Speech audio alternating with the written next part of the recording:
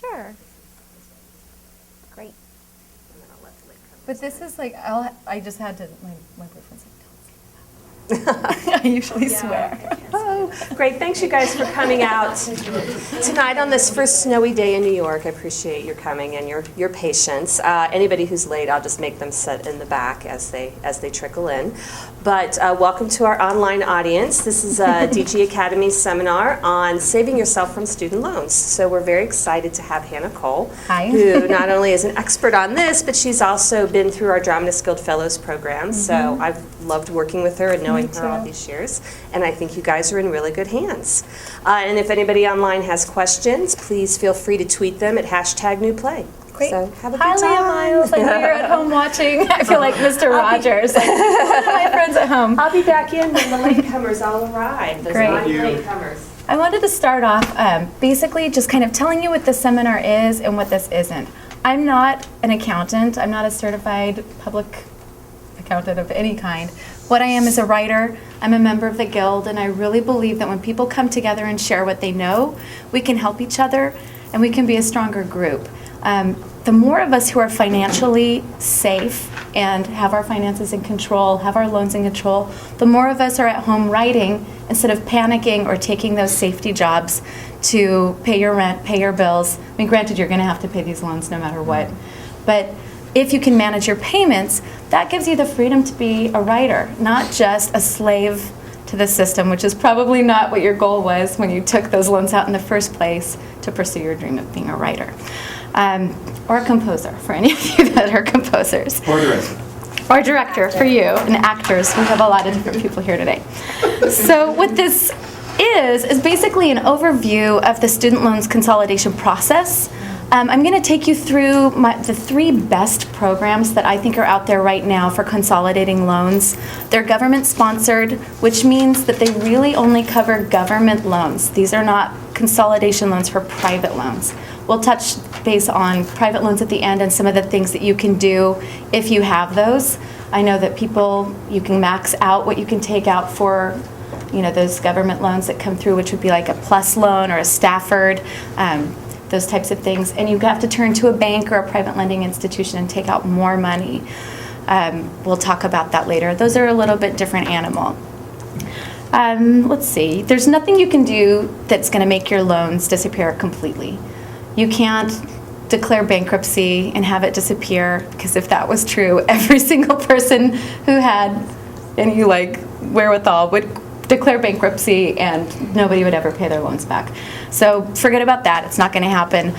Very, very rarely, if you declare bankruptcy, you can convince a bankruptcy judge that you'll never, ever, ever in your life be able to pay those loans back. But they're like, I bet you can at some point. So it's very rare for you to be able to pull that off. If you have to declare bankruptcy anyway, if something happens to you in your life, go ahead and try. You might as well try, but it probably won't work. I've been wondering lately a lot about all those names like Freddie Mac, Fannie Mae, Sally Mae, and I thought for a long time, this will reveal where I started when I started this process. I thought for a long time that maybe there was a rich banker who had named all these programs after his rich children and granted them a trust of some sort. And so when I started researching these loans, I went online and tried to figure out who's Sally Mae, and nothing would come up. And finally, there was something. These are all nicknames for government programs. Freddie Mac is about the Federal Home Mortgage Loan Corporation. Fannie Mae, it's all these different types of things. Sally Mae is the Student Loan Marketing Association. So all of a sudden, it's how do we make these big government things sound cute and fun so that people will be like, oh, Sally Mae, she sounds like a really cute kid at the playground who would be my friend. Not quite.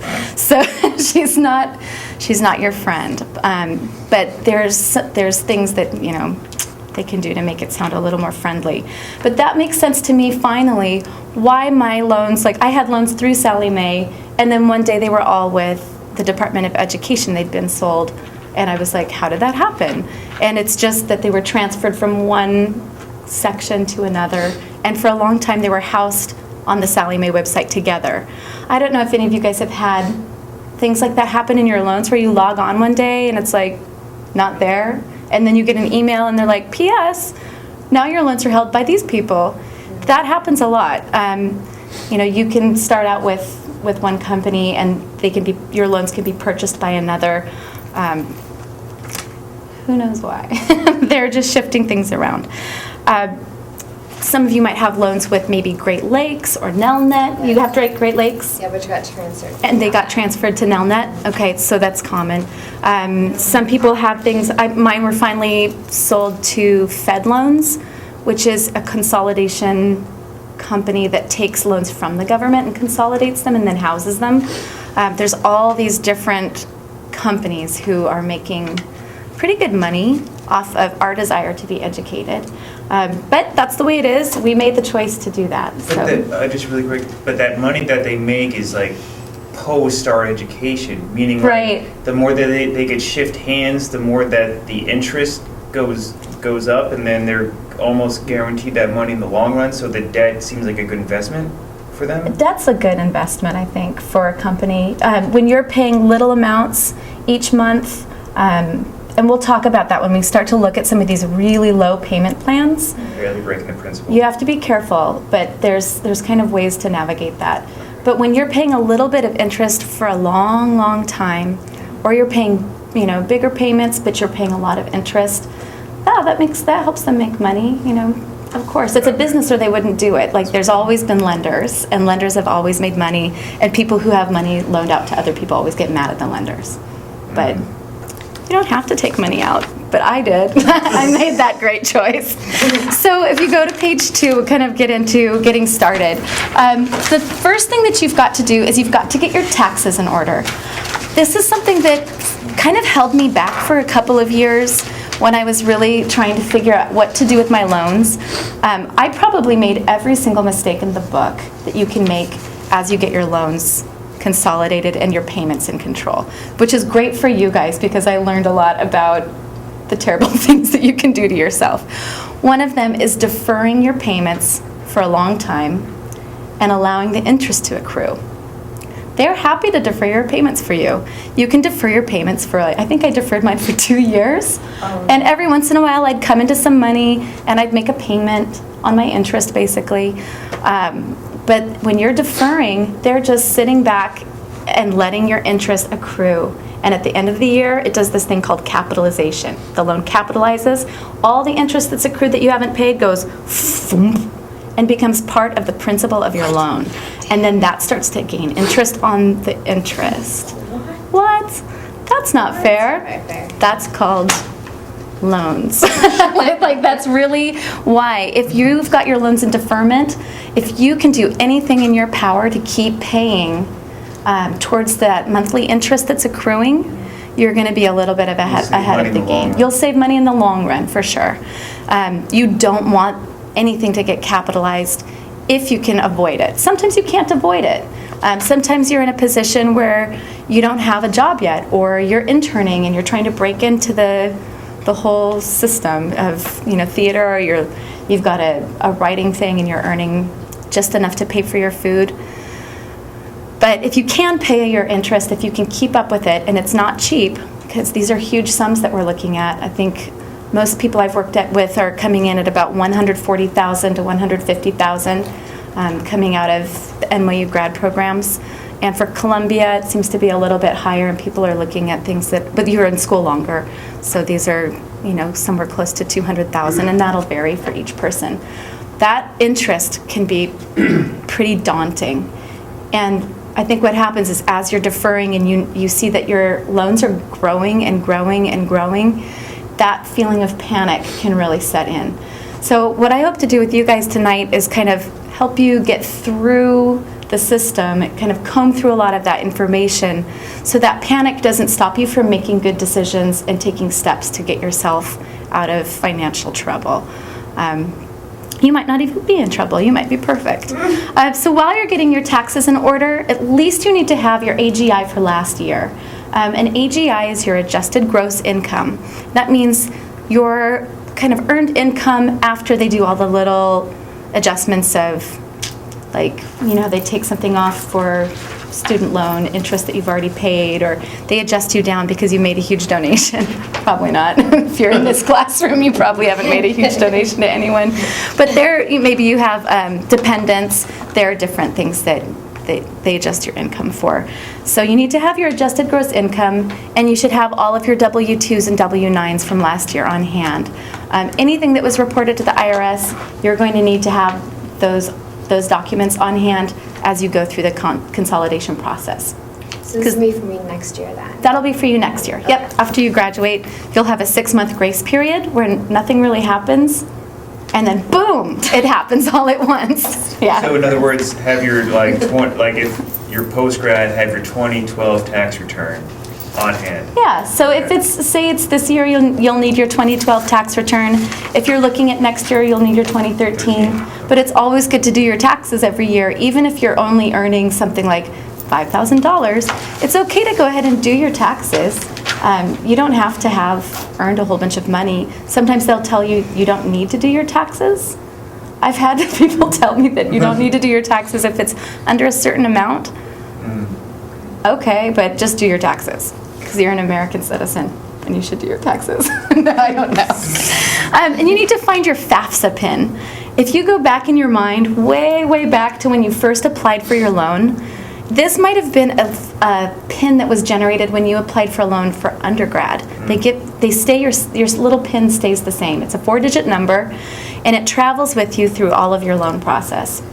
If you can't find it, you can go online to this government site, the Direct Loan Consolidation. It's www.loanconsolidation.ed.gov, and it's written down there right after it says dig in on the handout. You go there, you can generate not a new PIN, but they'll send your PIN to you again. And while you're going through the consolidation process, there's an opportunity to kind of put in your social security number or some questions, and boom, your PIN pops up.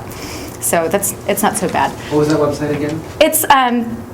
It's Direct Loan Consolidation, and the handle is www.loanconsolidation.ed.gov. And it's totally on the level. You're going to go out there, and if you've been looking through websites yourself, it's not unlikely to find a whole bunch of scammer websites, because here you are, a nice person, I hope you're a nice person, and you've had this terrible experience, and you have all this money that you owe, you're panicked, you can't make your payments, and you see this website that's like, let us help you. I really recommend that you just go through the government site, because it's really on the level, and the other ones might be good, and the one you pick might not be good. So I just want to protect you that way. I'm not saying that every single site out there is a scam. I'm just saying that I can't tell you that from this chair. So I don't want to say that. It's just my little rule of thumb is that if it's not the government, they're going to be making money off of you one way or another. Yeah, everybody makes money off it, but they might make more. Okay. So. All right, so the next step that you want to do is, some people actually haven't looked at their loans since they got their loans. And I've worked with a lot of people who literally, for years after they've taken their loans out, have not opened a piece of mail, have not gone to their website, have deleted their emails, because the panic that you feel when you look at those numbers is sickening. And I think a lot of people have kind of loan shame or money shame, where I've seen people with emotional responses where they're shivering, or your eyes get glazed over, or they stop being coherent when they're talking. It's totally normal, and somebody who's really smart, really successful, very educated can look at this number or go through this experience, and all of a sudden you're sitting there feeling that vibration where, when you get that adrenaline hit of fear, and you're sitting there in your living room and you're like, well, maybe I'll just watch Project Runway again. Because the thought of, I like that show, the thought of going through the student loan process, it's just you can't even imagine how you're going to pay $5, let alone $200,000. But you will. Don't worry. It can happen. So you need to find out who holds your loans. Are they all from one place? Sometimes your loans might all be from Sallie Mae, or they might all be from Great Lakes. They might all be from Nelnet. Some of those companies even have consolidation programs built into their system. I think I worked with somebody, and I think he was with well, he was with one of those. I'm not exactly sure, remembering which one exactly, but I think it was Great Lakes, and he had consolidation built in, so he didn't have to go through the government site.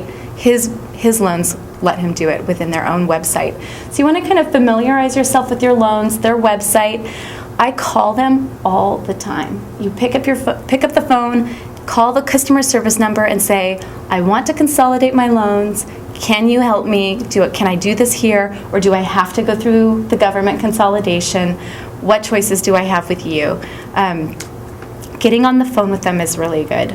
And then if you've got some loans that are, like maybe you have a few loans with, say you have a few loans with direct loans, and then you have a few loans with Bank of America or Citibank or something, you just kind of want to suss out where you've put your eggs, which baskets, how many do you have? Because what we're going to try to do is put everything in one place so that you can calmly manage those payments and not accidentally miss one where you're like, oh right, when I was 22, I took out a loan for this crazy undergrad program that I never finished, and that's just been accruing and like going to collections that you never knew about. I've seen that too. Not good. Let's see, so that, once you find out what your loans are, you want to kind of take a look at the types of loans that you have, because some of these programs consolidate certain types of loans, and some of them consolidate other types of loans.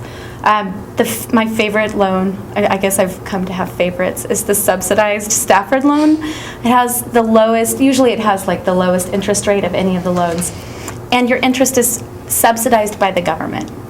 So while you're in school, and they're helping to pay that, and they're nice. The next, you also have the unsubsidized Stafford loans, Graduate Plus loans.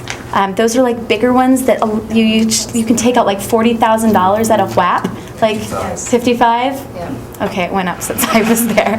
But yeah, it can really, and sometimes they'll do like an emergency plus loan for you if like your computer crashes and you have to buy a new computer. They're like, here's another $5,000 for your computer.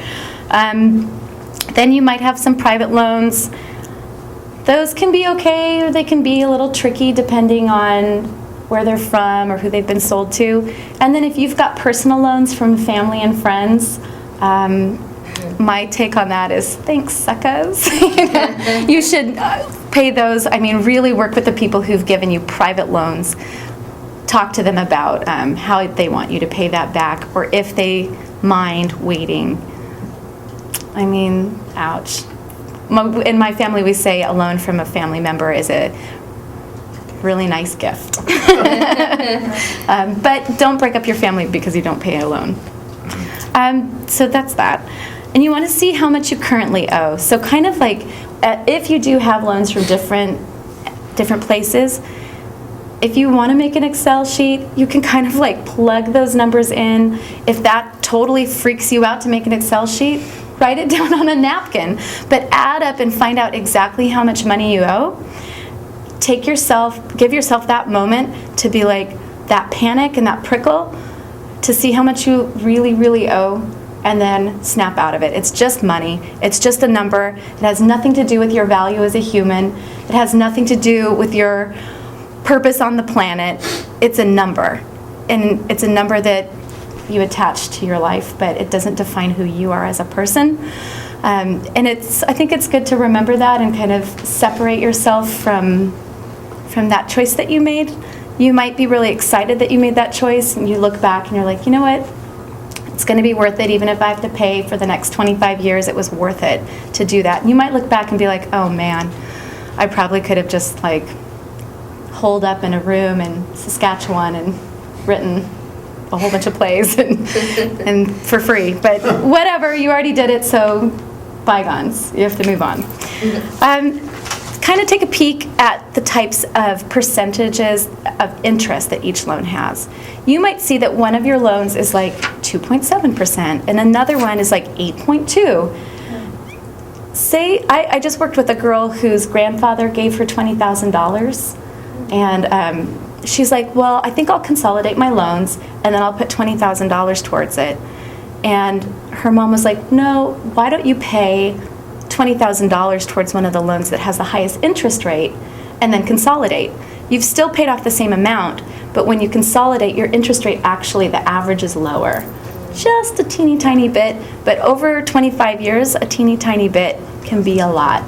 And as you consolidate, there'll be a point where they ask you if you want to have automatic debit for your loans.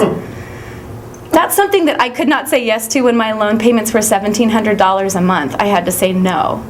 But when my loan payments were zero, which is what they are right now, and that's still counted as a payment, yes, of course I can do automatic debit and lower my interest rate just a little bit. We'll get into those awesome payment prices later.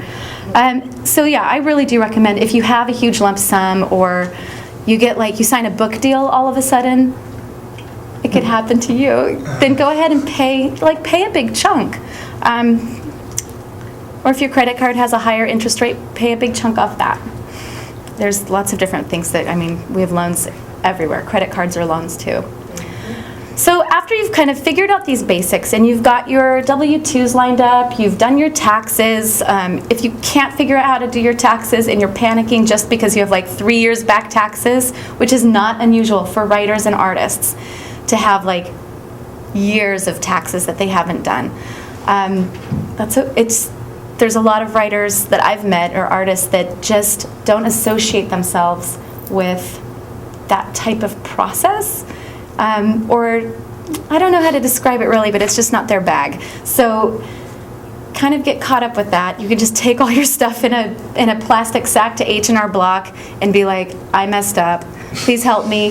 They've seen it all. They won't judge you. Maybe privately at home they judge you a little, but really have seen it all. And it's not worth hurting yourself one more year to have the embarrassment of walking in. Just walk in, give them your documents, and they'll help you work it out. And then you go through the consolidation process. So that's really where you pop up. I don't know if you probably can't zoom in on this, but you'll go to this loanconsolidation.ed.gov, and when it says you look what service you want, you click on borrower services, and it pops up again. Welcome applicants, and you sign in, and you have to sign in with your FAFSA. So you'll see a page where it asks for the last, your last 4 digits, or your whole social security number, 2 letters of your last name, your date of birth, and your FAFSA PIN. That's where you can I forgot my PIN, oh no, and they help you figure out what it is. As you go through this process, they're going to ask you to enter in financial data. They're going to ask you to select which loans that you want, all of them. I recommend consolidating them all, but remember, that's up to you. Maybe you want to hold one out that you're determined to pay off. People have different methods. But they'll ask you which ones you want to consolidate. And then there's this really weird moment that every single person I've worked with who's had to consolidate their loans, there's this weird moment where they ask you to put in all your W-2 forms, and then it doesn't quite add up right to your AGI, to your adjusted gross income, and you have to kind of make it add up right. And every single person is like, but I can't lie because this is a government program and the IRS is going to come after me.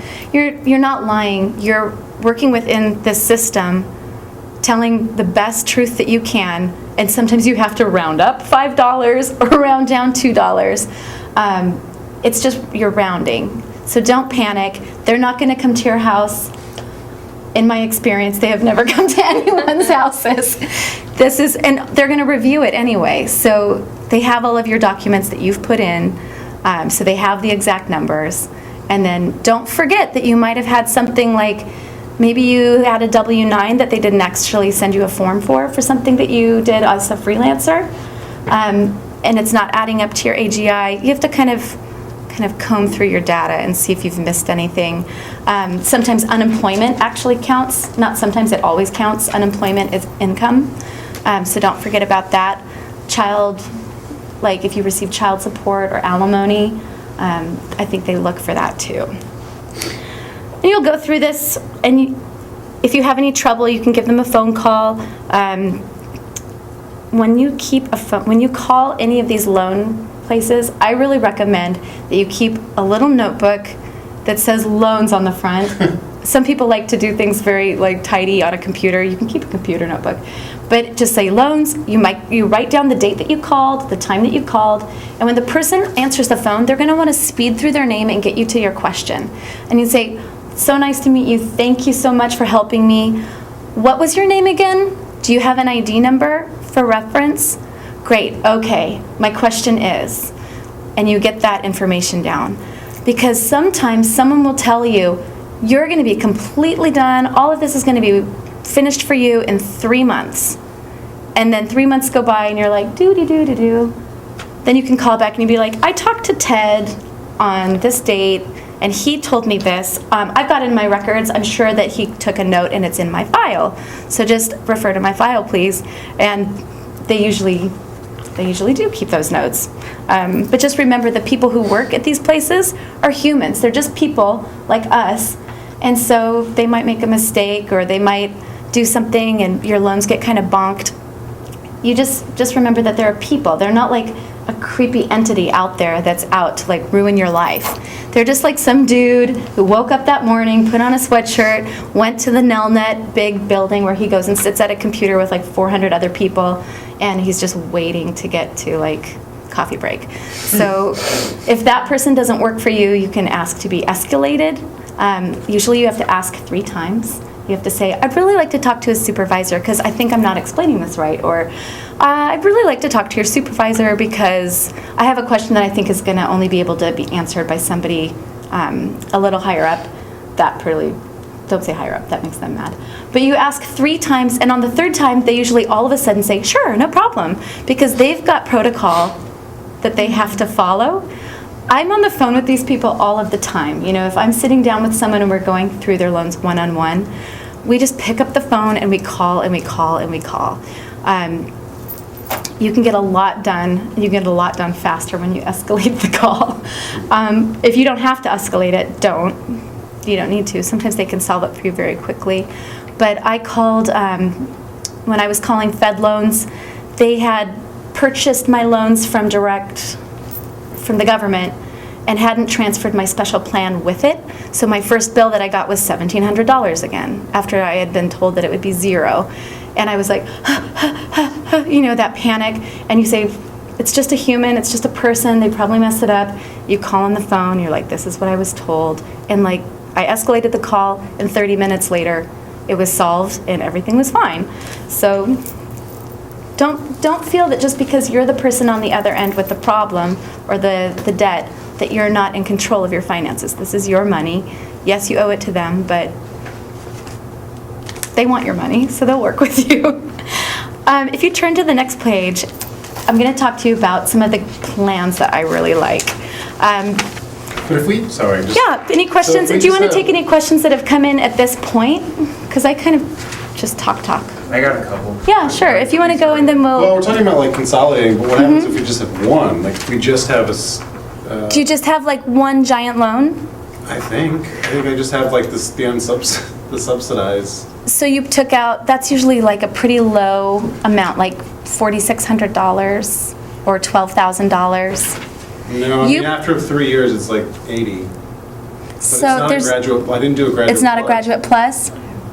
Okay. Graduates this one. I did. Sometimes each year they'll give you a loan for each year, and Yeah. each of those, even by the year, it's it's Yeah. got a different number. You Right. can still munch those loans down together. Okay. You might not need to, Yeah. but to get on these programs, you have to consolidate them Okay. through this government site, Okay.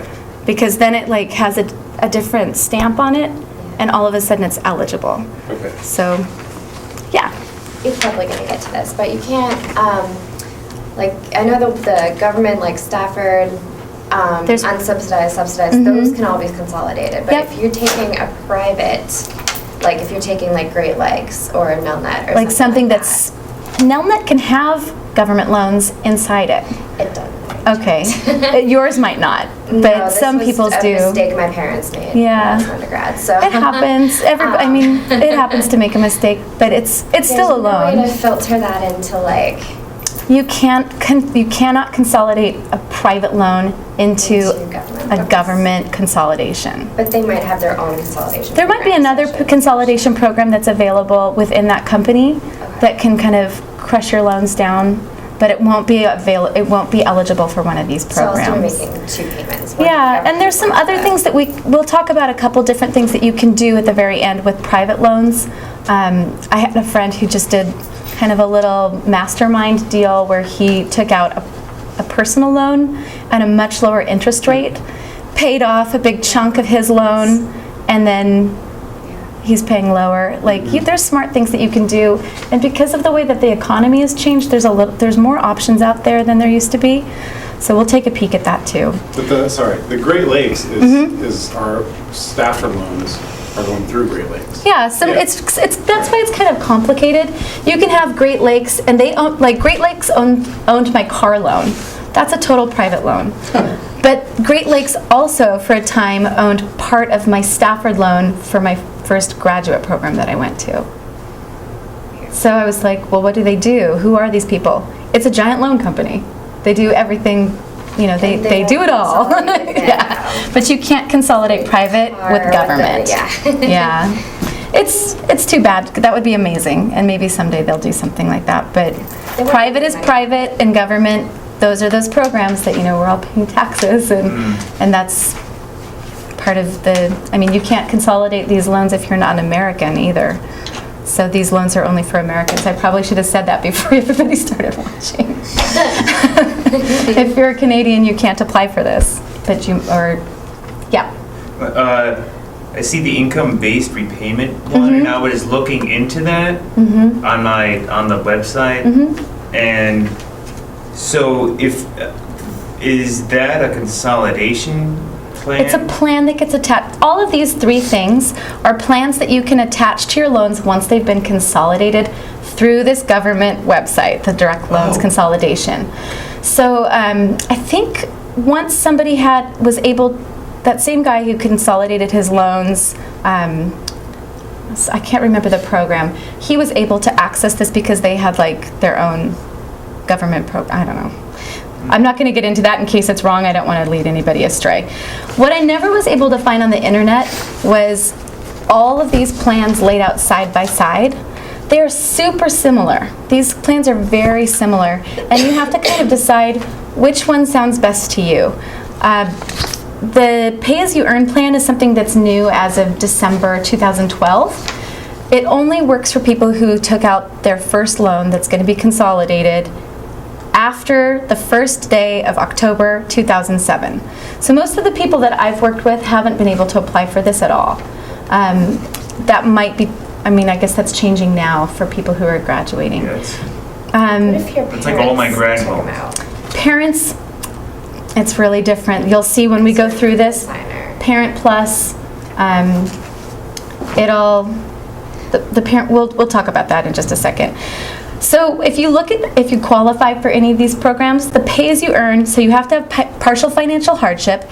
That's something that you don't have to worry about. You probably are here because you have partial or total financial hardship. And it's good to laugh about it because here we are, we're all creative people who want to make a difference in the world and tell our stories, and we've nailed ourselves with these Whopper loans. But yes, we have financial hardship, and you know that every time you go to the grocery store, that you qualify for this. Whether the government thinks that you qualify or not, they will calculate it. You don't have to calculate it.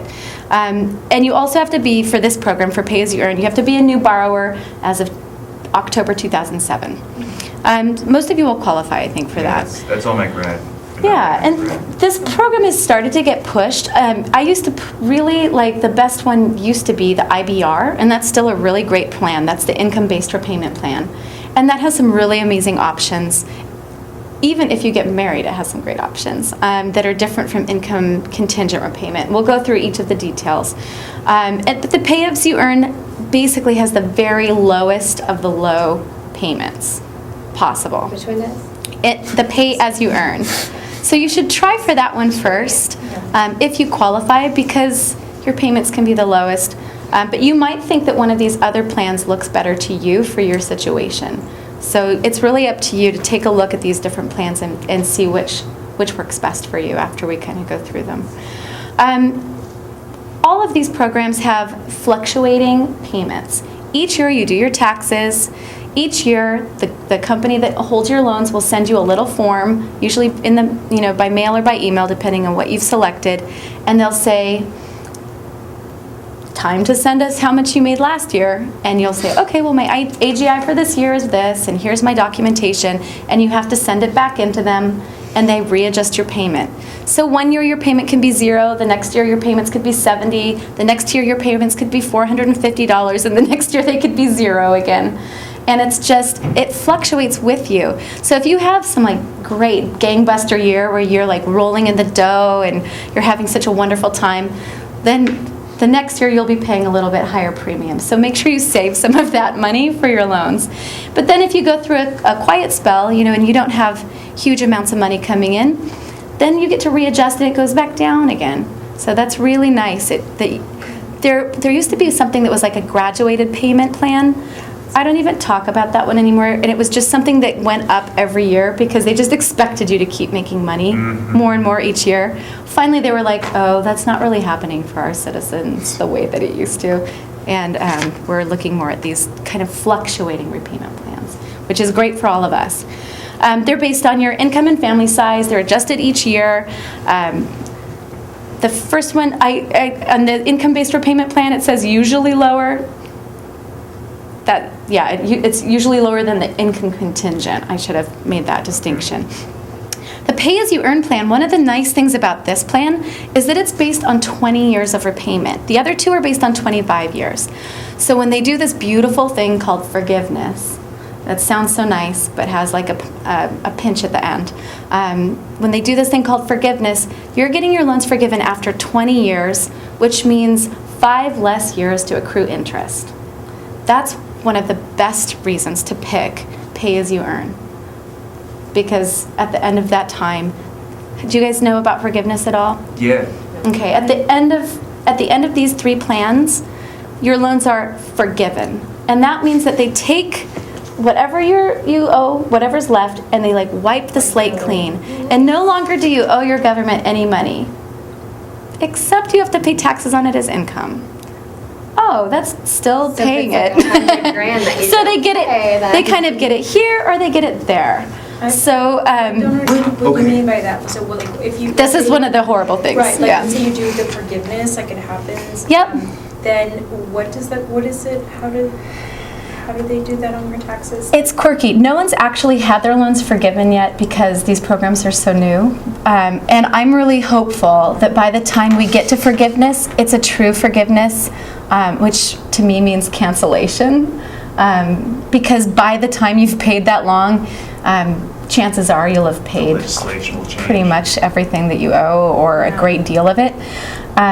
Nobody wants to, you took the money out. You really do owe it. You have to pay the money.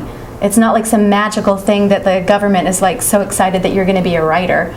It's you chose to take that money out. You're in debt. If we lived in ancient England, not ancient England, but if we lived in olden time England, you'd be in debtor's prison. Literally sitting in there hoping your friends would pay you out so you could buy a piece of mutton.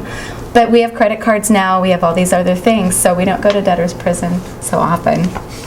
But you are in debt. You're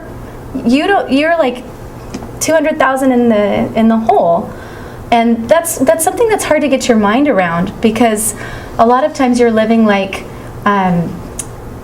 you're buying a latte and you're I need that latte because it's so snowy outside and New York is dirty and I need my latte, and you're it's so good. Well, you I try to tell myself that I just stole that latte from the government, because that's $5 I could have paid towards my student loan. When you go and you get your hair cut, or you buy beautiful new clothes, that's money that you don't actually own. You owe someone so much money that this money that you're earning, they're letting you use it, but technically you owe it to them. So if you can kind of start to readjust your thinking and think okay, well, I'm going to make a little sandwich every day. If you make your sandwich every day, you just saved $300 on lunch. That's a loan payment. That can be a big loan payment. You don't buy a latte every day. like $5 latte, at the end of the month, you've got like $150 in your pocket. And those are the types of things you have to start thinking of. There's no shame in being frugal. It's really hard to look at yourself and say, like, I owe $200,000. It's not mine. You still have to have a nice shirt to be able to go to work, but because otherwise you can't make the money to pay the loan. So there's things that you have to do, but try to kind of start shaving those excessive or kind of luxury items. It's hard to do, but at the end of the month, if you kind of keep track of that, like my sister for a while, every time she was about to buy a latte, she wouldn't buy one, and in this little book that she kept in her purse, she'd write down 5, or she'd write down 372, and at the end of that month, she would put that money into her debt. She's a lot better at debt management than I was at the beginning. So it's hard to kind of readjust your thinking. But let's go back to the pay-as-you-earn. These loans don't consolidate every single type of loan. So some of you won't be eligible for this, or you'll want to choose a different plan because you'll want it to cover more loans. But they do cover all the federal direct loans, except FFEL. I don't know how to. It's the federal family education loans. They don't consolidate those loans, but they use them to calculate your need. They don't consolidate any direct plus loans that were made to your parents. I think a lot of people's parents are being generous, and they take out these loans kind of. Is that what happened to you? No, Okay. no, I had my undergrad loans. I couldn't obviously take out any. Right, you were too young. I was too young. Right. So my parents took them out, but I was a co-signer, so So you're the one who has to pay them. But they took them out before 2007, so I don't think these apply to me. Just move on from that one. But we'll go through it for anybody at home who can do this. None of these plans cover direct plus loans that were made to your parents. Sorry. Okay. The perks of the pay-as-you-earn, they're the lowest payments of all 3 plans. There's limits on how much they can capitalize, the capitalization of the interest. The interest that accrues, this is new, kind of a new plan for me, so you might want to read through it a little bit more closely. But the interest that accrues but is not covered by your loan payments will not be capitalized, even if you're in deferment or forbearance. The other plans will capitalize that interest. So like if you've chosen this plan and then you have to go into deferment for a little while and then the interest is still accruing, they treat it a little bit differently and it's in your favor, which is really nice. They also cap the amount that can be capitalized. They cap it at 10% of the original loan. So you might end up having to pay that interest at the end, all of the interest that accrues, but only 10% of the original loan, only 10% of the original loan amount can be capitalized back into the loan and into the principal. Each year. Total. Forever. Okay. It's really It's so quirky and complicated, but it's the life of your loan. So once you've already capitalized 10% of that original loan amount, the rest of your interest will continue to accrue, but they're never going to dump it into your principal. Capitalizing it. Right, so you won't be paying interest on your interest, except for that 10%. That's a really nice perk. So they basically only capitalize your loans once. Well, it kind of happens over a few years. Like it capitalizes every year, Okay. but once it reaches that 10% maximum, then those loans are no longer capitalized and put back into your principal. They just kind of float above it. Got it. It's I- weird. No, yeah. It's a weird process, and I wish they would just never capitalize anything. Just, okay. Because that's really how your loans compound and grow, like as like monsters that Get tear out of through your control. life. Yeah. Yeah. And I have the websites for each of those pages. Let me show you there's this really lovely website. It's called Federal Student Aid. It's a government office. It's there to help you. It's there to kind of walk you through things. And I've put, I was on that site. were you on it? It's a really good I was one. on it last night. I was going to do the IBR like last night, but that was like the 12 hours I couldn't do it. That's what it said. Yeah, it's a really nice website because it tells the truth and it's pretty clear. A lot of the websites out there are very convoluted and kooky. This one, they've done they redid it recently. Even it's beautiful. I think it's really nice, and it shows pictures of people that you're like, oh, I could be friends with that person, and they have a loan. Me too. So it makes you feel like it's a friendly site. So each one of these loans has their link at the bottom, and you can kind of go onto that site and take a peek. But I like having them side by side. For the income-based repayment plan, one of the reasons why I liked this plan is that it's something that I didn't put down on here. But if you get married, or you have you join yourself with someone else legally in a marriage or a civil union, only your income is considered when they adjust each year to do your loan payment. In the income contingent, and this was true, and we'll have to make sure that it still applies now. With the income contingent plan, when you get married, they take both of you together. If you file together, they take both of your incomes together and adjust it. So say your partner has $200,000 in debt and you have $200,000 in debt, but he's making $80,000 and you're making $20,000. They're like, the household's making $100,000, and that's how they choose what you each pay. But if you're like, I'm making $20,000, and you're on another plan, they're like, she's making $20,000, or he's making $20,000, and that's how they calculate your payment. For me, I was like, okay, well, the person that I'm with seems to be doing really well financially. I don't want my payments tied to their payments during our first years of, if we ever get married. I'm not saying you have to ask me, but you can. I did this for you. So that when you do join legally, you have, I don't know, to me it made sense. But then there's other things on other plans that are also perks. This one, it's still based on your income and family size. It still adjusts each year. This you pay back over 25 years. After 25 years, your loans are forgiven. You still have to pay taxes on them. It's usually lower than the loan you would have paid. But here it comes, 25 years from now, I'd be sending my own kids to school if I had kids, if I'd be sending them to college, and all of a sudden they'd be like, hey, remember when you decided you wanted to write musicals?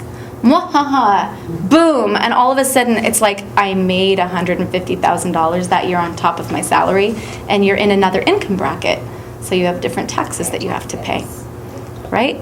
Yikes. For the rest of your life? For the rest of your life? Just that year. Just that year? Yeah, just that year. Oh. Just that 1 year. So you're Okay. like, wham, and you have to get on a payment plan then with the IRS to pay off that. So it's like they're going to get it from you here or they're going to get it from you there. But if you take one of these lower payment plans and you have $70 loans, you can take it upon yourself to pay $300 a month and use that payment plan as an emergency backstop for yourself. I think that's the smart way to approach it. And you're like, okay, well, I'm going to tell myself that my loan payments are $200 a month, or try to base it on how much interest you actually owe. That's going to scare you when you look. It's a lot. But you try to base it on that, and you're like, I'm really going to go for it. I'm going to try to keep my interest low. I'm going to try to pay it off each month. That way, 25 years go by, you've kind of spread out that damaged financial payments over a long time, and it won't hit you the same way. They'll be maybe they forgive $20,000 at the end instead of $170,000. Well, $20,000 you can probably work into what you owe. It's easy to think 25 years from now, I'm going to be a millionaire. I'm going to have a TV show. I'm going to have a show on Broadway, and I'll have socked all my money away, and I'm going to be super duper smart. Just plan for each day. You never know what's going to happen. You don't know, you just don't know. So try to be responsible and think, in 25 years, I could be exactly who I am right now, and do I want to hose myself? Or do I want to take care of my future self by paying as much as I can and not eating out every day? or, I mean, a lot of us have already shaved all of those things off. But I'm looking around here, I'm seeing some pretty nice bags, including my own, which I won't talk about. But, you know, we all make those choices where you're like, you buy a really nice pair of shoes because you need to go to an event, and boom, there's $300 that seemed reasonable at the time that could have been a loan payment, and then your little child is hungry in 25 years because you bought boots. I don't know, yeah. If when they're doing like income-based repayment, do they take into consideration the total amount you owe between private and government loans? Well, your full debt, I mean, That goes in there. I'm not exactly sure if they take in the entire amount that you owe.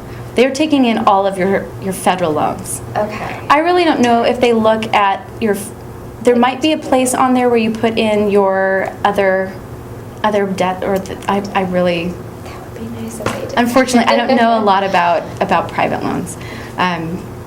So these are great because after, let's see, so 25 years they forgive it, you pay your taxes, and hopefully you're feeling really proud of yourself when that happens. There's a list here of everything that they take. It's basically like the standard, the Staffords, the Federal Plus. They don't do anything, the Plus with your parents. That never works. And then there's something that all of these three go with. It's this 10-year public service forgiveness program, and we'll go over that in the end. That's like the best thing ever.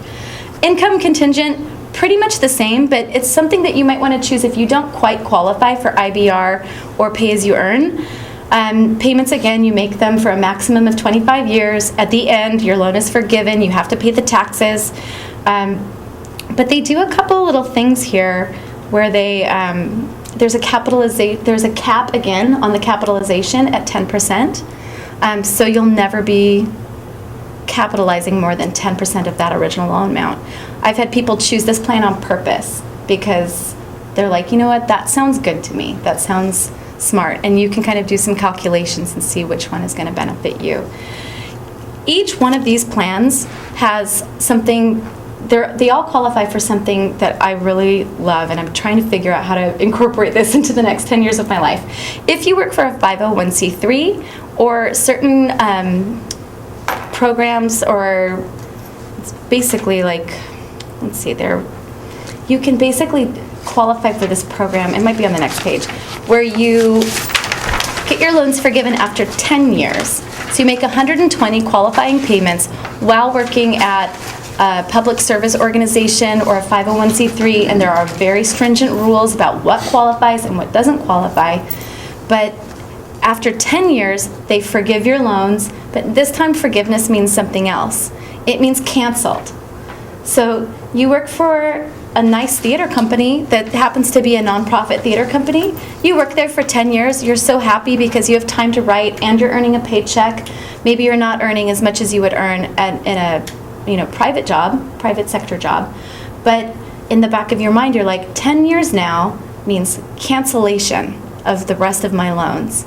So you could be really happy and making enough money, and at the end of 10 years, you submit your paperwork, and the government reviews it and decides if you get to cancel your loans. They might say, like, you're almost there, but those 2 months when you worked less than 40 hours, we're not going to count those, so 2 more months for you, and then, yeah, you qualify. Oh, so it's full-time? It's full-time. You have to work full-time. So, but you have to have a job anyway. So you could look for employers, you gotta just plug in 501c3 in the Google machine and see what businesses Nonprofit or a Schools. 501c3. There's also programs where there's debt forgiveness for teachers. We're going to look at those on this page.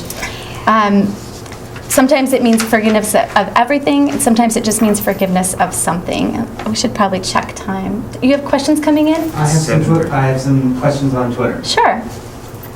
The first is, The world of technology. if I have a good financial month, should I pay more of my loan, or should I pay my usual monthly fee?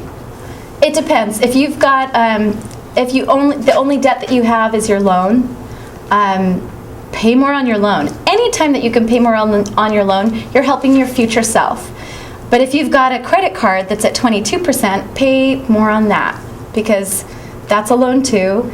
It's not just fun money that you get to keep on a little plastic card.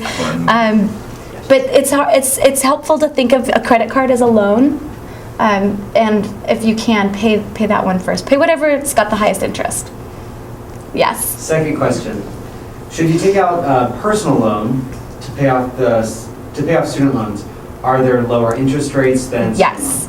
A couple of people that I've just worked with have done that recently, and they were able to find really great personal loans that I think were at like 4% or 5%. There's some really good interest rates out there right now. To get a personal loan, you usually have to have a job. Good credit. And kind of good credit, or fair to average to good credit, and then you can get a personal loan. Maybe they'll give you $6,000, but that's $6,000 at 4% instead of at 8%, and you can go ahead and put down a big chunk. Then you have to remember that you have to pay the other loan too. So just keep really good records. But I've done that, absolutely. And there's some things that are happening right now with transfers, with credit card transfers, where they'll give you 0% APR for 2 years from Bank of America or from Citibank, Discover. There's some places that are doing some pretty amazing things like that. You can be savvy, but you also have to be careful, because the more of those that you take out, your credit score can go down, and then it hurts you later. And you just have to be kind of cautious about doing stuff like that, but it can give you some good relief. And then our third question: if I stay on IBR, Yep, income-based repayment. and pay my federal loans according to what I'm told according to what I'm told I owe, Right. are they forgivable after 25 years? Yeah, they're still forgiven, but they're tying your payments to how much you're earning, not to how much you owe. They're tying your payments to how much you earn. You owe what you owe, and the longer they can get you to pay something small, the more money they make in the long run, or the government makes in the long run when you have to pay your taxes. So yeah, you can pay $0 every month if that's what they tell you to pay, and you can keep going on your merry way. But to really kind of get ahead of it, you should go ahead and make some personal choices about okay, well, I'm going to pay more on that, so that in the future down the road you're not really I don't know. I mean, a little bit of a pinch now saves you a lot later. That you owe that money. You have to remember that nothing you do is going to erase this debt completely, except maybe working for a 501c3 for 10 years if the government approves it. If not, you're still on your plan, paying and in that plan. So even if you don't end up qualifying, you should go for it if you think you've made 120 qualifying payments. 10 years. Any other questions from the live feed? That's good for now. So on this page, I was just looking online the past couple days to see what new things are out there. In this past year, all sorts of really great stuff has popped up online that I had never been able to really find before. There was a great article on Huffington Post about a guy. In fact, I have it up here so I can give you the author's name. It's called Sally Mae is willing to Sally Mae is willing to settle my student loan. Can that be true? They had private loans, and they were paying a small amount each month. Sally Mae dumped the loan to another holder, another lender, and that person kept making little payments. This is an article by Steve Rode, the Get Out of Debt guy. I like this guy a lot. Road? Yeah, Rode like Rhode Island. Okay. And Huffington Post. Yeah, Huffington Post. And the article is called Sally Mae is willing to settle my student loan, period. Can this be true? ? By Steve Rode, Get Out of Debt guy. That loan was dumped off of Sally Mae onto somebody else's plate. It was a private loan. He was paying $100, paying $100, paying $100. And they said to him, you owe $50,000 and you're not really making a dent in it. So we'd like to do a settlement with you and get this over with. And they offered him a settlement, and he's like, what about this? And they said, what about this? And I think he ended up paying, let's be accurate, but he ended up paying nothing. like $10,000. Just call it a day. Just settle. 10,000. He countered with 10,500, and they came to an agreement of $10,910 on 50,000. That sounds like magic. And there is, just like anything that's like too good to be true, there's always a pinch.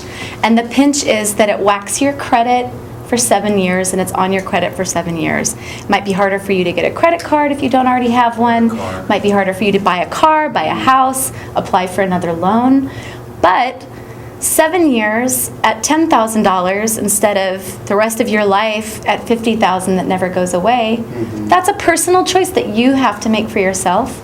Those loans, those private loan settlements, that can happen with credit cards. It can happen with a cell phone bill.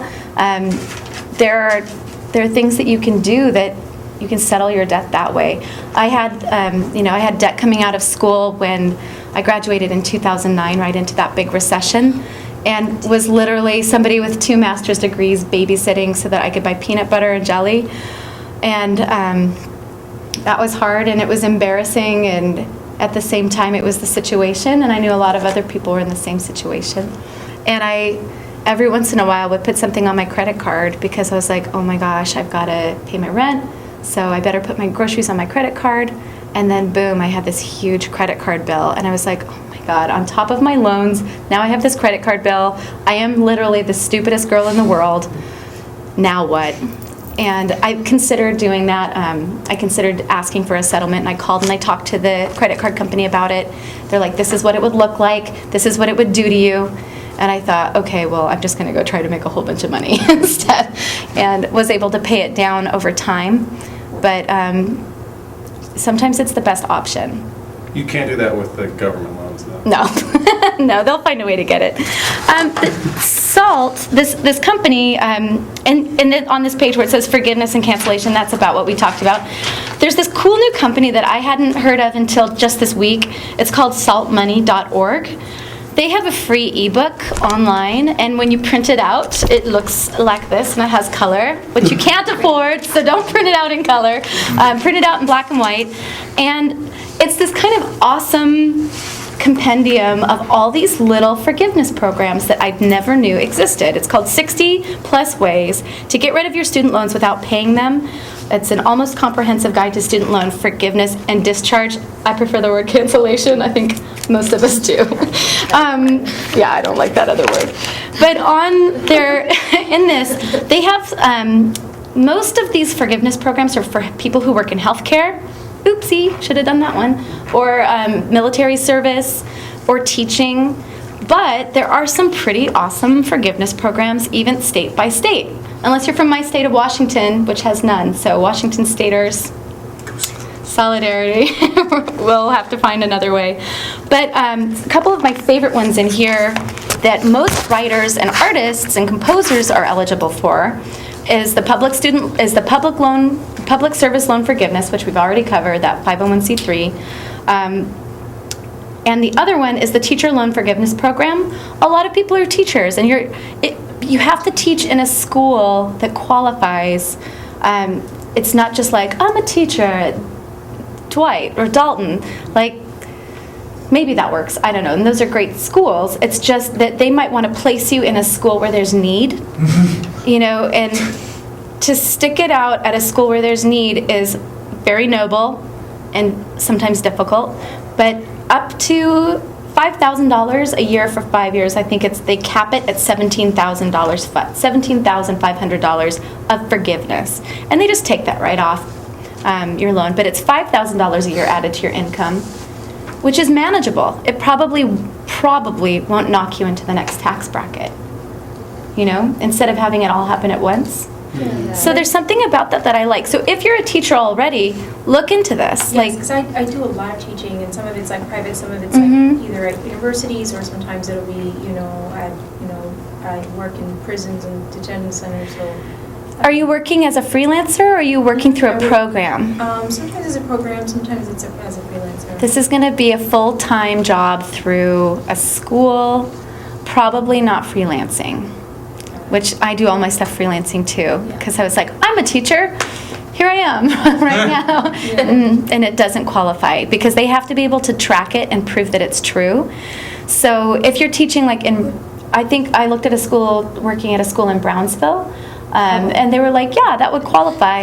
And then you look at another school in a different neighborhood, like 3 streets over, and they're like, well, not that one. So it's kind of encouraging you to seek out these jobs where there's need, and they reward you for doing that. So it's really, you'll see if you go through some of these, they reward you for teaching in Alaska, they reward you for teaching in Arkansas at schools where there is need, not like Little Rock, where like in the best neighborhood of Little Rock, but maybe a small rural community. Well, if you're a writer that's not tied to New York and you can move around to one of these rural communities, not only are you like living in a place where you can do your writing, you're really helping people by being a teacher and being an educated person. Like there's something that I find really beautiful about that. I don't know why I think that's just so. It's very romantic. It's very romantic. Yeah. I guess we're all romantics here. Maybe you're not a romantic. I am. Sure. Okay. So I really like that program. One of my favorite random programs that I found in here is that it's called RISLA Loan Forgiveness for Internships. If you're a Rhode Island resident or you are going to school in Rhode Island, this is so weird.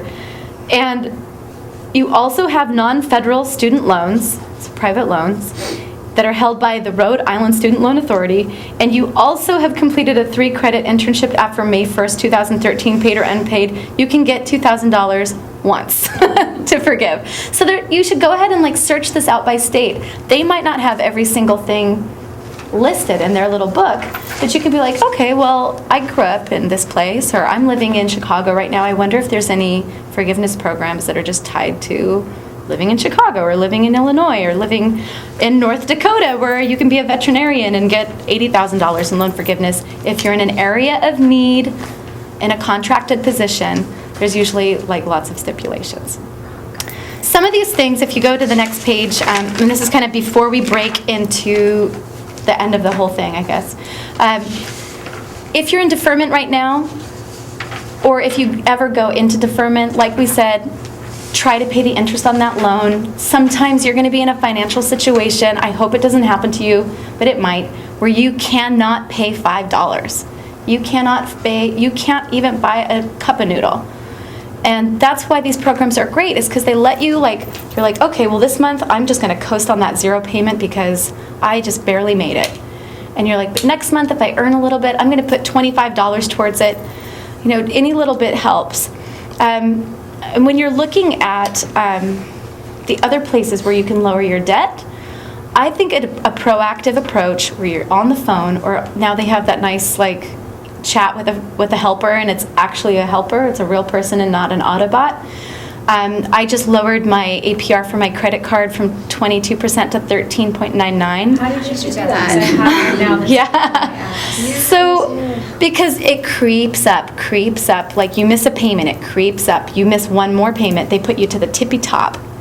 And then you kind of sit up there with paying like the highest APR that you possibly can pay. And I try to use my own examples, but I had a card that had crept up to 22%, and I was like, I hadn't noticed that, but I was like, oh gosh, every month I'm getting interest that's $300, and I'm paying $300 a month, so I'm just paying my interest. I'm never going to be out of debt. And I was like, wait a second, that shouldn't be that much if it was at 12% like I thought it was. And I went in and I got in the little chat room, and I told the guy, I want my payment lowered to 12.99% like my credit union card is. And he said, well, let me look into that, and here's the phone number that you call, and he referred me to this other department. So I got on the phone, and I'm like, hello, and you just tell them what you want. You're like, I want my APR lowered. I've been with you for a long time, and it's time to lower it because I've seen some really great programs out there, but I'd prefer to stay with you. And you just be really polite, but the thing that seems to work is when you say, I'd really prefer to stay here, but I have to look at my options. They need customers to make money, and even if you are paying at a lower APR, your lower percentage points, you're still paying them. That's better than getting nothing. So often they'll work with you. Another time when I tried that, they said, well, remember when you paid that payment 2 days late, like 6 months ago? Make 2 more payments and then we can review it. Or they'll say, well, you've only been with us this amount of time, make these more payments and then we'll review it. And then you call them again exactly on that day and you're like, you told me to call you, I'm so excited, is it possible? And you just stay like professional and pleasant, because just remember, it's you on the other end of the phone in a cubicle.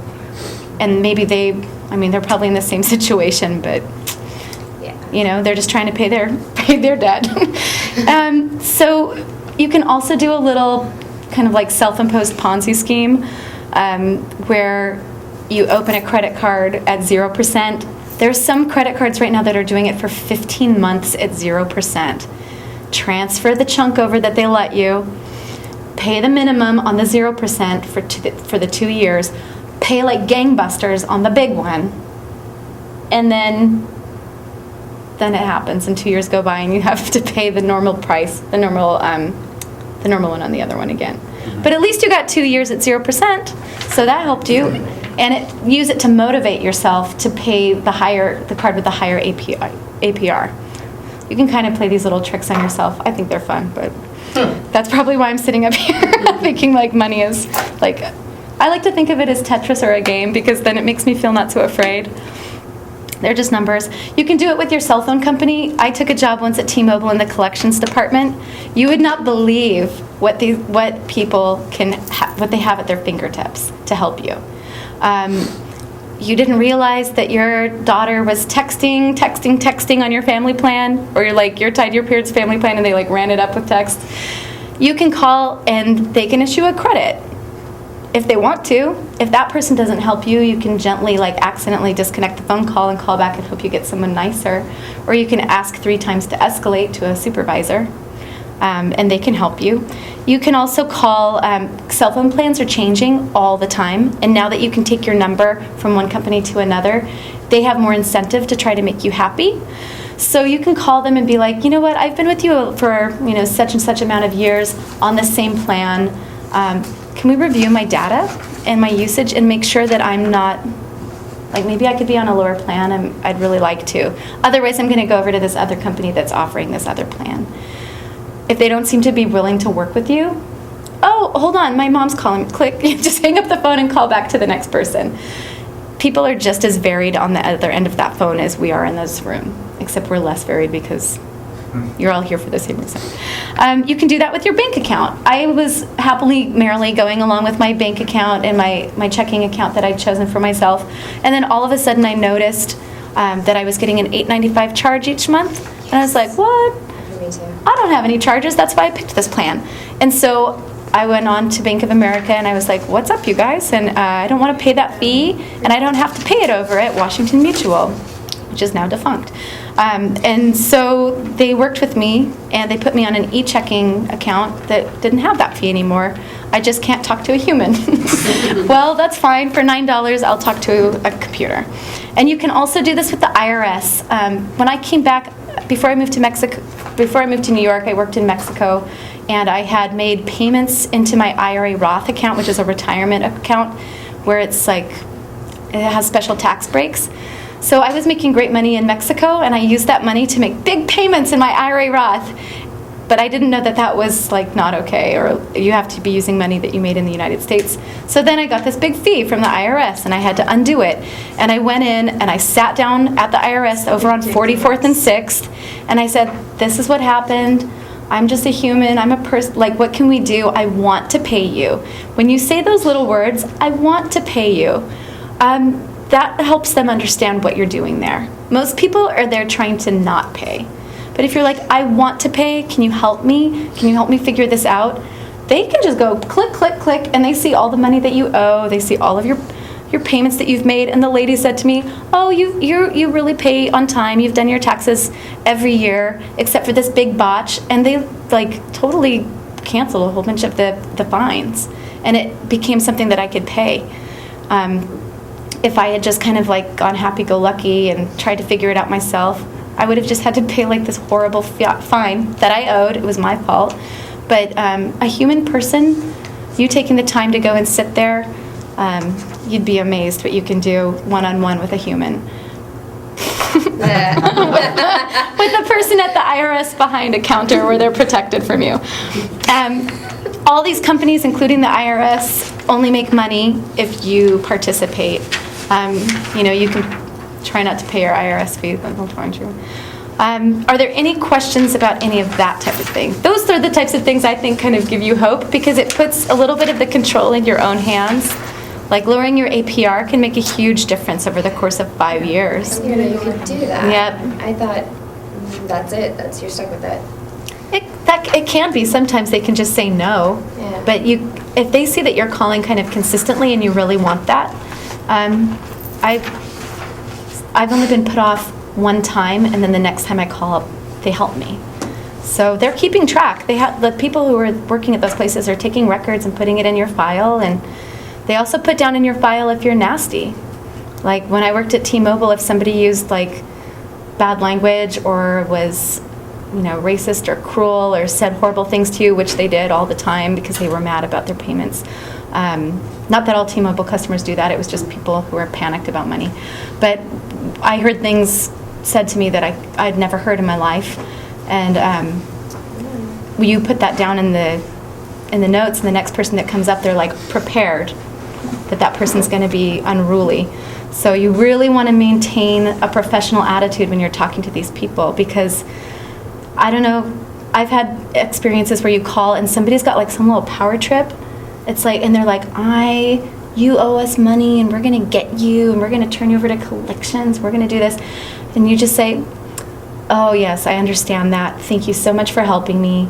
But I need to speak to your supervisor. And if they don't escalate you, you say, I've asked you 3 times to escalate me. I'm going to have to take next steps. I have nothing against you. I just need to talk to your supervisor.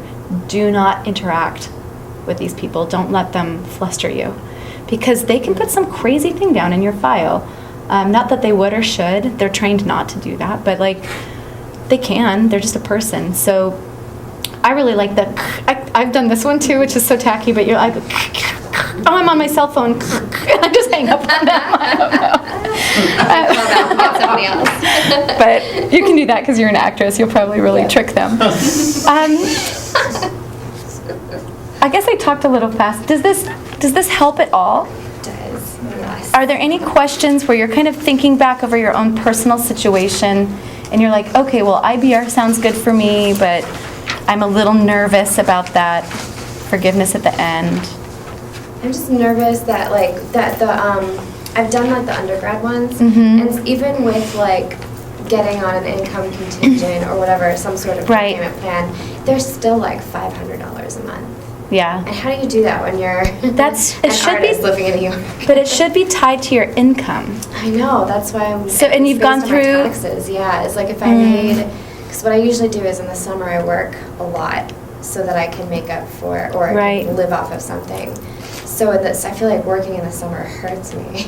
So you really would want to plan ahead and put money aside knowing that you're going to have to make those payments. I would never encourage someone not to work or earn that money. Yeah. But that is tricky. Like if you've got those high months and low months, Yeah. you've got to be really like hard on yourself and be kind of like squirreling money away. You guys remember that like Disney cartoon where there's like the grasshopper and there's like the ant, and one of them saves for the winter and the other one is like fiddling all the summer. I'm a person who fiddles all the summer. Like that's my nature, and I've had to train myself to be the little person who squirrels away. It is so counterintuitive to my nature to do that, because when I have money, I want to buy all my friends cake, and I have money and I want to buy my mom a really amazing gift, because I feel like that's what money's for, is to make yourself happy and to make other people happy. That's really great. Isn't that sweet? But when it comes time to pay my loans, I'm like, oh man, I bought my mom like a sweater, and now I'm the one paying the piper. So I know it's hard sometimes to kind of discipline yourself, but that's what I would recommend, is learn to squirrel it away. Put it in a savings account, don't put it in your checking. And don't think about it. It's not your money anyway. Exactly. Yeah. Can I have a word on forbearance? Yeah, there's 2 kinds of things. There's deferment means deferment. That's a word that everybody knows. Forbearance is similar. but it's like they put kind of like a different type of hold on your account. I've never done a forbearance. I've never qualified. Yeah, I know a guy he just like, no, he's not doing it. You know, he just declared forbearance and he's not paying it. Yeah, he's But not that's paying it, but it's still still accruing. He's gonna, okay, I figured. Eventually, your forbearance will run out. Your deferment will run out, and the loans will activate again. I thought you can't even do deferment anymore, like even in school deferment. I think it was 2012. Yeah? It was, yeah, as of July 2012, even if you were a student and your loans from undergrad were in deferment, they were no longer in deferment. They were in forbearance, so they're still accruing interest, even though you're not paying Right. that. Even in deferment, they're still accruing interest. Oh, it's horrible. There's a little fudging when it has to do with subsidized or unsubsidized, like those subsidized loans, and that might be the difference that you're looking at, but I'm not positive, so I don't want to speak on that. But with private loans, basically, I've given you a list here. This is right off the financial, it's called financialaid.org. See you later. The website's at the top there. It's www.finaid.org. This looks at private consolidation, and there are all these companies that do private loan consolidation, and they can be helpful. This is, from a government site. These are places that should have been vetted by the government. Cedar Education Lending is one that I see pop up a lot. I haven't seen any of the next ones except for Wells Fargo and SunTrust. Those are ones that I've seen come across my desk. And the terms are there, and you can kind of take a peek. Next Student is on suspension right now. They've suspended their program themselves. They haven't been suspended.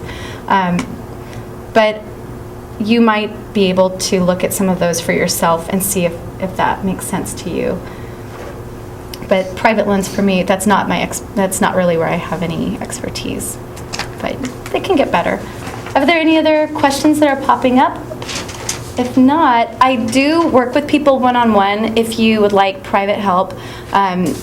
Sometimes this is kind of like a do-it-yourself. You can take this and you actually can use this. I've had like lots of people, like 30 people write me back and they're like, I just used your little packet that you emailed me for free, and I went through and I consolidated my loan. I fudged that funny little number and everything went through and you were right and I feel so much better, and oh boy, do I feel great. And I have other people they're like, I took your seminar last year and I started to do the process and I literally could not. Yeah, it's so overwhelming. You start to, it's really overwhelming, and you don't have to feel embarrassed about that. It's so common. If that's the case, I do these little workshops up at my house, or maybe we could do something like that here, where you bring your computer, you bring all your documents, we put up a table, and I just walk around and I help you, and some people are on the phone with their loans, other people are working with their accountants from their parents, they're calling their moms, they're getting like financial advice from the guy that their mom, like, we're just like a little factory, a little student loan consolidation factory.